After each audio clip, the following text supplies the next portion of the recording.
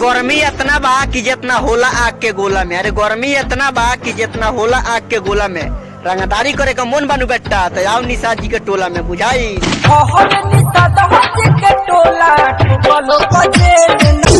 अरे बेतिया जिला का लड़का ही करे जा, तोरा का पावा खातिर भी केहू से लड़ जाए।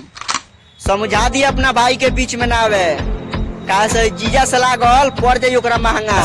सब कर जीजा हवे बेतिया ये बाछी जाने ला सगरो जावा। अरे बरत रहल दिया ओकरा का फूक के हम बुता दहनी।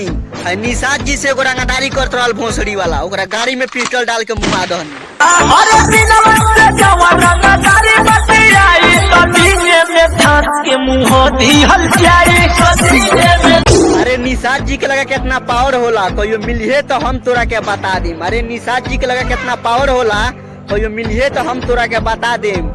अब बिन जी से गद्दारी करते रे बेटा, शांत हो जो, जमुना सिस्टम से आइल बड़े नु वही सिस्टम में। अरे बिनवा से जवान रंगदारी बतियाई कदीने में धान के मुंह दिहल जाई। होली आई पैक मराई मुर्गा और दारू से। अरे होली आई पैक मराई मुर्गा और दारू से।